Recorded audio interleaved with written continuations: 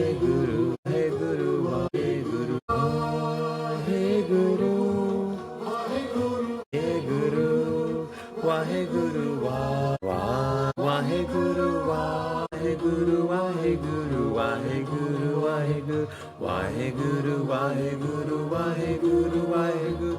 Waheguru, Waheguru, Waheguru, Waheguru, Waheguru, Waheguru, Waheguru. Hope you're doing well. This is a wonderful opportunity. Friday afternoon, Friday evening.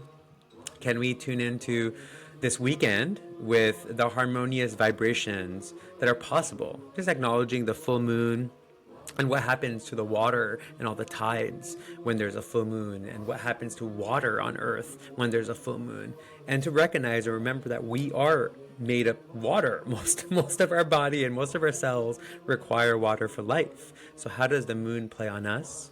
How does that relate to how we show up in the world? Are we being in relationship with the donut or with the Taurus that is the earth? Did you guys know that the earth is a Taurus? You know what a Taurus is? Do you guys know what a Taurus? Did you know a Taurus is a donut? Like literally, the Taurus is a donut. Like if I look up the word Taurus, you can look it up. This is a Taurus, and you can see these structures actually show up in nature a lot. Here's a classic picture, that shows how an apple is a Taurus. You can see how the structure of an apple from the core to the external, but you can see a Taurus creating the magnetic field of the planet, as well as a toroidal field, if you can say, from the north to the south pole. If you think of a magnet creates a toroidal field, kind of like this, right? So, donut is a pretty powerful meme. It might be one of the most original memes on this planet. In fact, there are even most labyrinths, meditative labyrinths, are kind of like toroidal donuts. And so that's kind of where this story comes into. I mean, I think first and foremost, I really encourage folks out there to take a look at, go to caldec.org, or look up California Donut Economics, or look up Donut Economics. It's on TED Talks. There's a great talk by Kate. There's a lot of podcasts and discussions about donut economics. I'm going to be starting to share a lot more about this with the work that we are doing on the ground, both grassroots and astroturfing, and we're astro-rooting, and we're grass turfing. I mean, what is it? What is it called when you actually, what if grassroots meets astroturfing? What happens there? I got to write that down. What would you guys call that? Astroturfing, or there's astroturfing, right? And then that's basically like not just lobbying, right? But that's like when people are invited to come to a protest, or they're paid to protest, or they're paid to gather and organize. Like that astroturfing is when folks are paid by, maybe they're paid by billionaires, or they're paid by organizations that are funded by billionaires, and trillionaires, I guess, or trillionaires now. That's astroturfing. And so they show up at a place and you're like, wow, there's a bunch of people that believe in this, but actually people are getting paid to show up in certain ways. That's astroturfing. Or sometimes it's just like, hey, show up at this rally and you get free food, and then the rally is for a candidate or something like that, but people are getting paid to show up. So it looks like there's way more people, right? I mean, that's something been used in a lot of corrupt places around the world for a long time, but now it's hitting America. It's something kind of normalizing in America now, which is a bummer, because my family moved to America because it was less corrupt than India. And so now we're kind of in a competition. Who's more corrupt? Which country is more corrupt? Which town? That would be a great sketch comedy, right? Or like a good satire, political satire. Which city is more corrupt? Whose public servants are more corrupt? Come on down, check it out. Who's more corrupt? Okay, so then grassroots, right? That's grassroots is when people are coming together on the ground level, on the grass. Maybe they even gather around on the grass and they plant native grasses and cultivate native grasses. They cultivate roots and their own roots, but then it's more about people coming together. There's less of maybe a corporate edge to it, or a commodification of it. It's more about coming together around initiatives that support and lift everybody up, and also maybe integrate environment and ecological stewardship and farming and healthcare at the local level and grassroots level. So anyways, there's a lot of education, civic, freedom and political voice and blah, blah, blah, blah, blah. So that's grassroots. So grassing? Like what if we did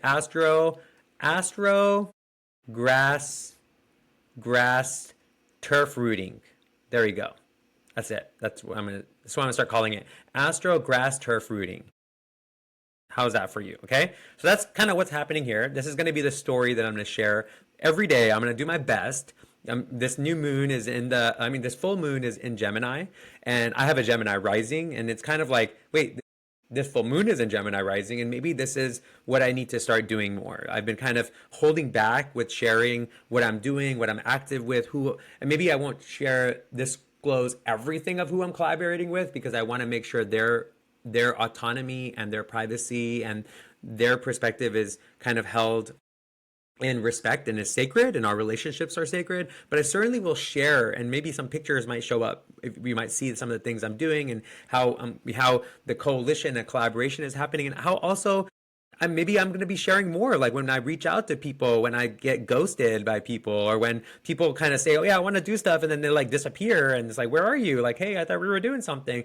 Maybe I can share more of that, or maybe I can call folks in. So if you out there want to participate and collaborate and join, even hop on a conversation with me on here, and it can be shared what you're doing and your initiative, and how you're looking at systemic transformation or systemic metamorphosis.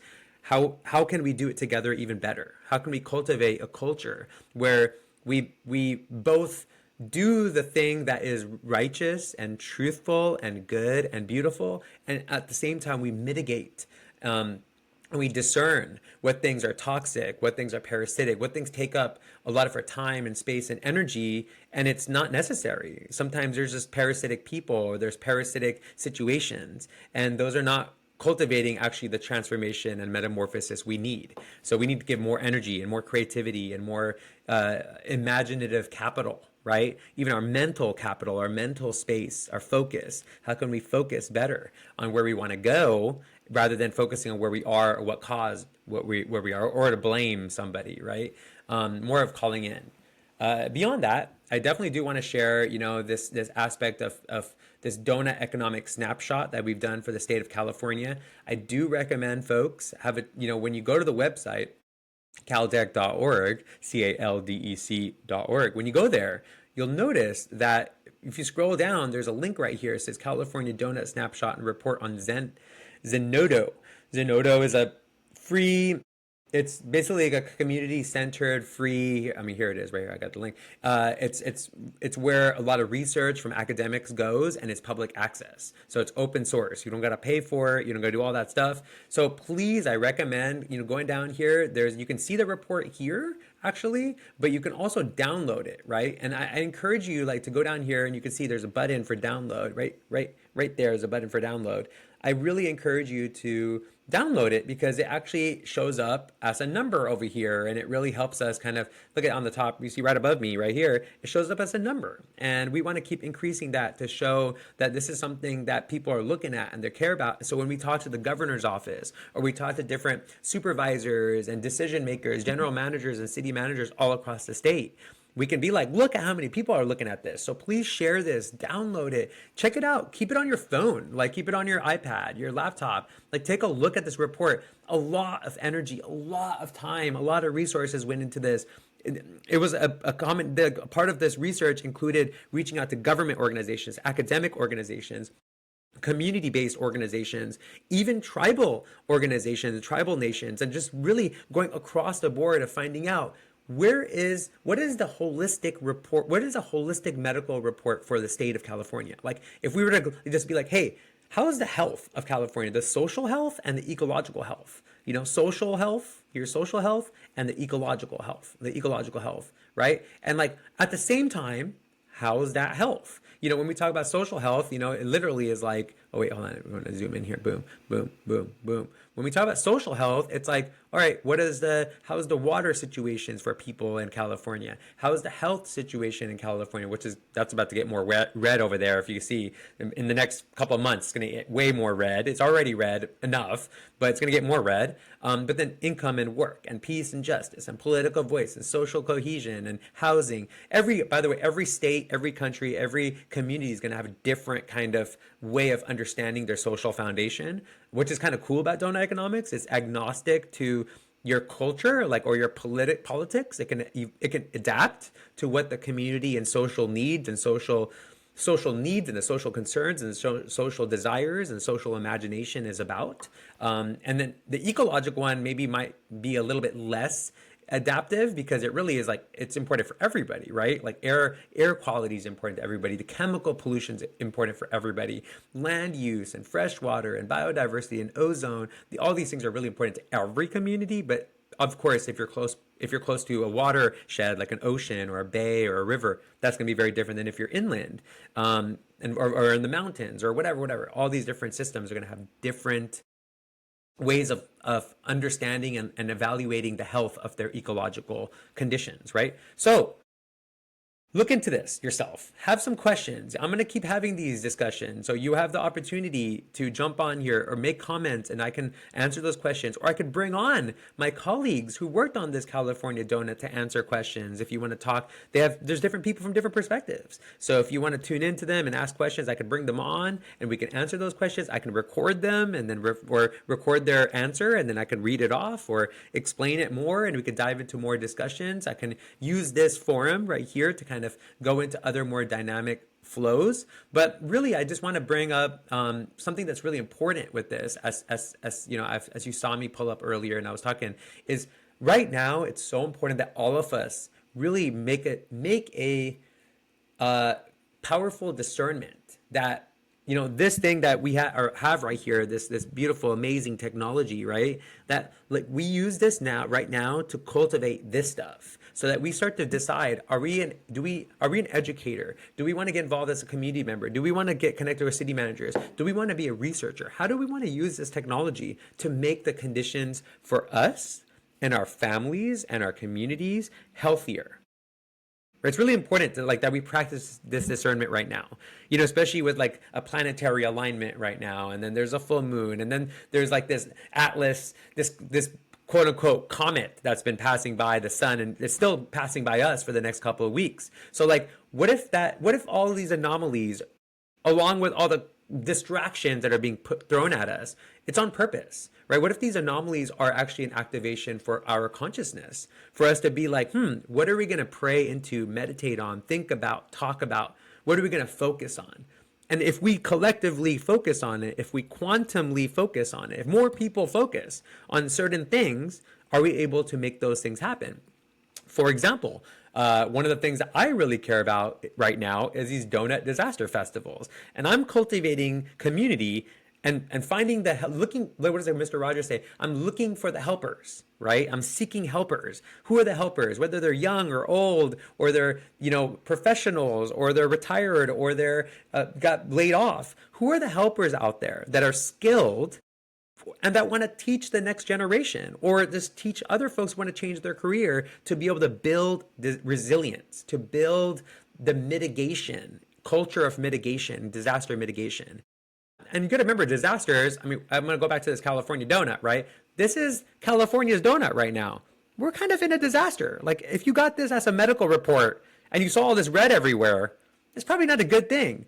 And maybe you don't understand this yet, or maybe you do, but really, this is kind of like a donut, and a healthy donut doesn't have any red. There's no leaking happening. There's a ton of leaking happening in this, right? If this was a holistic medical report for California, there's a lot of leakage of this donut, right? Both in the social areas inside, right? The social areas inside, and also the outside ecological, lot of leaking.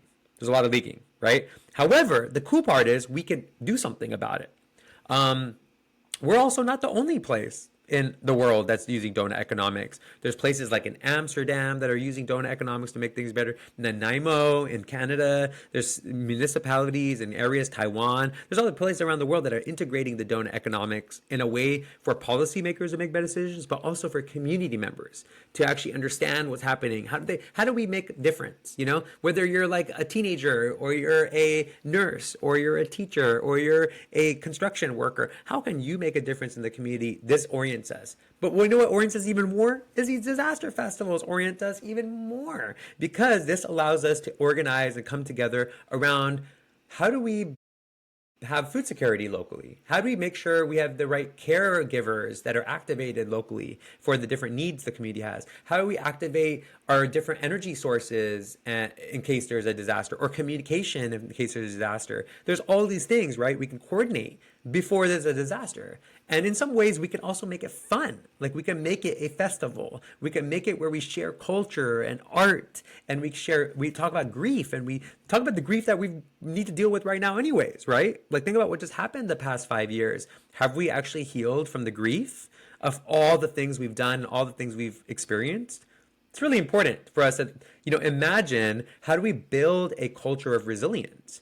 And it's funny because I come from a culture in India that practices this, which is why I'm also hosting this gathering on Tuesday next week with the Interfaith Center. This is going to be a national conversation for all my intention is to invite all the faith communities, right? Whether they're Christian or Muslim or Hindu or Jewish or Sikh or Sikhi, or they're indigenous, whatever their culture you're from, to come to this conversation. And if you are a congregation leader, especially come to this conversation. Or you don't have to be, you could be a part of a congregation. But the point is one, how do we ensure that our congregations and our communities are disaster resilient, right? Resilient and mitigating the disasters, right? In case they happen. And then from that context, how do we build a culture where this is really alive with the Sikh community, right? Like building the culture of resilience so that we could be in service to others when there's a disaster. When there's a disaster, we don't freak out. We're actually like, hey, how do we feed others? How do we house them? How do we take care of them? And in that cultivation of that culture, how do we actually start to house people through this disaster mitigation? Before there's a disaster, we're already housing people who need housing, or we're growing food and we're creating the conditions, the economic conditions to support folks growing the food the right way, without chemicals, without pollution, without, all the detrimental ways that actually make the food less nutritious and less medicine.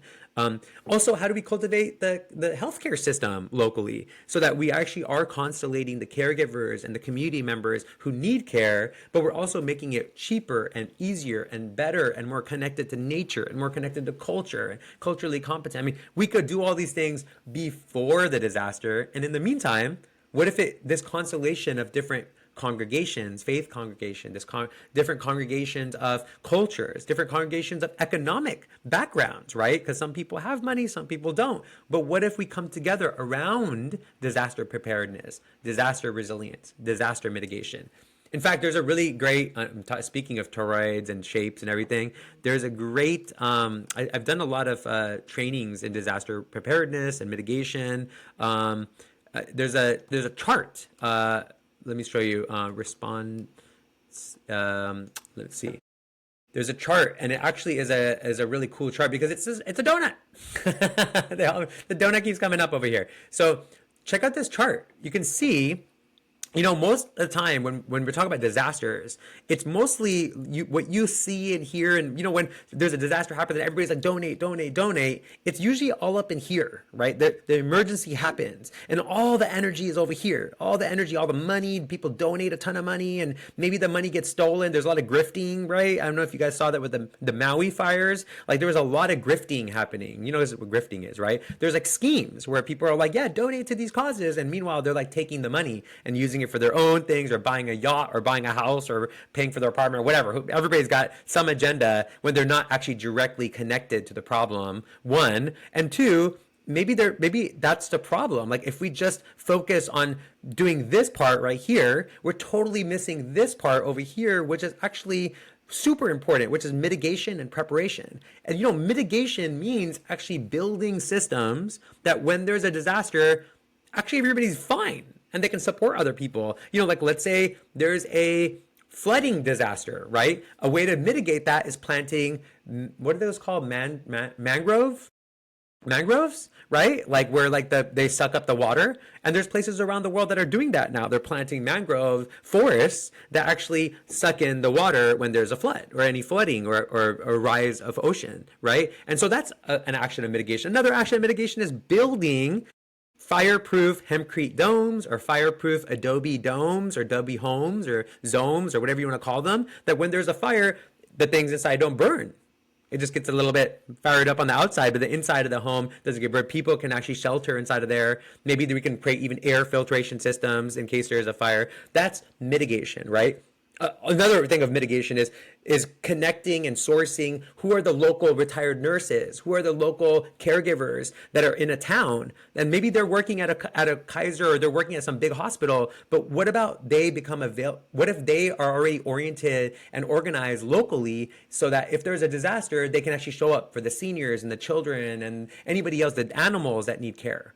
So those are just like examples of organizing before, not the recovery and not the like emergency situation, but actually organizing around here, the mitigation. So that's the point of this. That's the point of organizing this. This is the second one we're doing. We did some citizen assemblies over the past year or two around disaster resilience and disaster resilience gatherings. But now we've turned to these festivals because it's kind of feels fun to gamify it and make it fun and make it something that everyone of all ages can be a participant and even experience what it means to be a hero, right? It's really important for boys actually to connect to that energy. Maybe not women as much and girls as much, but men, we really need to connect to feeling like we could be a hero. And that might be one of the biggest problems around men's health right now. Men, like older men, I mean men in general, and also younger men and boys, is actually feeling like we can make a difference in the world, feeling like we can have a purpose that's going to make the world better and safer for children and women and elders and each other and us, right? Like a safer world, a just world. It feels kind of hopeless. So actually organizing things like this, making it gamified, actually having actionable tasks on a property that, this is a land that we're rematriating, we're doing food security on this land, environmental education, fire resilience education, cultural education, economic education, all these things are happening at this place. And it can also be a place that cultivates heroes for the communities or caregivers in the community or healers or teachers or builders or any sort of skill that we actually need in our communities for a disaster, before a disaster, after a disaster, in a disaster. We need those skills. Cultivate. How do we create the conditions to cultivate those? All right. Whew. Last but not least, I did want to share this with you guys. Cultivating Self is our nonprofit that is cultivating, actually holding the container of these disaster festivals and whatnot with the intention to actually reimagine healthcare, right? How can we start to reimagine healthcare? We're clearly seeing, I don't know if you guys just saw, who was it? Like, didn't somebody get pardoned? Like a bunch of people healthcare executive pardon. Like, didn't somebody get pardoned recently? Trump pardons nursing home who stole $7 million from staffers. Okay, Trump claims he'll stop healthcare fraudsters, but then he just pardons the healthcare fraudsters. Okay, Trump pardons Florida nursing home exec convicted. Okay, so these corrupt healthcare executives are getting pardoned and they don't get in trouble. And, the lower people always get in trouble, but not the bigger people, right? And at the same time, our healthcare whole system is kind of collapsing on itself. I mean, any sensible doctor and physician and nurse is noticing it. Most of them the good ones have left. And there's some good ones in it, but it's really hard to be in it, right? And so what we're doing with this nonprofit is actually reimagining healthcare by focusing on place-based healthcare, focusing on connecting local folks to their local farms or local ecological projects, and connecting to local caregivers, and connecting to cultural healers, indigenous healers, traditional healers, financial education as also medicine, right? Because when you're unstable and you're not sure about your economic situation, that severely affects your healthcare, right? And your health in general, right? But then also, how do we start to build the movement, right? That actually reframes healthcare, because right now the way that healthcare is perceived, it's very myopic. The frame is very small. It's like this, right? It's like, all right, this is what we think is healthcare. But then you also have like Ayurveda and ecological medicine and TCM, Chinese medicine, and indigenous medicine, and you have finances being a medicine, and spirituality being a medicine, your faith community. But that's not really included in healthcare. So what if we expand healthcare, the framework, to include all those different things, including farming as medicine and how farming is done as medicine, right? So we stretch the framework, and then that's healthcare. That's what we're working on. We're looking to expand it so there's more understanding, more curiosity for healthcare, for different types of healthcare, for preventative healthcare, for complementary healthcare, for what's another, one of my colleagues and mentors and friends, she says Dr. Bhashwati Bhattacharya, you'll hear from her. She's actually a part of this network and community. Right there she is in the corner over there. One of the things she says is there's like, we have to understand that Western medicine is really great at emergency medicine. Like, it's fantastic. Like, when I say the framework is great for emergency, if you break your arm, you get in like a crazy situation, you want to be able to go to the emergency room and get the emergency medicine, and it's amazing, right? Our modern medicine, our modern Western allopathic medicine is great for emergencies. The Eastern, indigenous, ecological medicines are wonderful at preventative medicine and complementary medicine, right? Because what they do is help prevent chronic illness, prevent cancers, prevent all these different things. And then it's like, wait, that'll bring down all these numbers and make healthcare way more amenable. Is that the right word? English is not my first language. Amenable, right? Is that right? Amenable. What does amenable mean? Let's see. What does amenable mean? Let's see. Amenable is having or showing willingness to agree or accept something. I guess, yeah. So it'll be more, I guess that works. Oh, you guys know what I'm saying. All right. Well, this is the beginning of a wonderful relationship with you guys in this way. I hope that we can cultivate something really beautiful as we reimagine healthcare, and we also cultivate it in these conversations that can be healthier and more nutritious. And then also we share music and harmony and vibrations. I look forward to continuing this flow happen. I look forward for this relationship, this virtual relationship, to continue in a way that feels human and real and embodied. And I really look forward to hearing from you all and your comments and your shares and your likes. I mean, I can't believe I'm saying that. Oh my gosh, like I've resisted that whole space for so long, but at this point I'm like, all right, what do I have to lose? I should start sharing what's happening and what's really happening behind the scenes, in front of the scenes, on the scenes, but also inviting you all into the conversation, because maybe it's time that we amplify possibility, we amplify hope, we amplify what is Chardikala? We amplify Chardikala. If you guys know what I'm talking about, we amplify, what is the right word? I love this word. We amplify stubborn curiosity. Look out for that article. It's coming soon.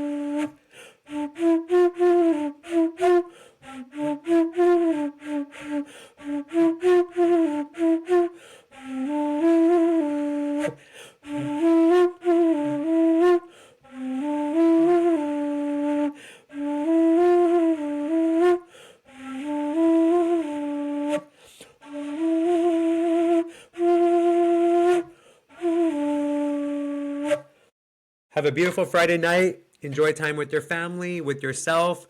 Be heartful of not just your physical diet, be heartful of your mental diet, what you listen to, what you watch, what you talk about, what you write about, right? Be heartful about mental, spiritual, physical diets. They make a difference. Not just your physical diet that makes a difference. It's also your mental diet, okay? It's also your spiritual diet.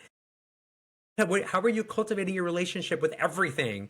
Your relationship with the people you like, the relationship with the people you don't like, the relationship with animals, the relationship with plants, relationship with fungi, relationship with earthworms, relationship with the earth, relationship with the sun, the moon, the stars, the things you don't see, the microscopic fractal universe, and also the universe that might be living right around us. You know, there might be other dimensions that are existing all around us. How are we in relationship with all of that? Cultivate that spiritual diet as much as you cultivate the physical diet, and also your mental diet as well. Cool? Have a good one. May the force be with you. All right, back to the donut I go. It's donut time. It's donut time. Donut give up. Okay? Donut give up. That's all I have to say. All right? You got it?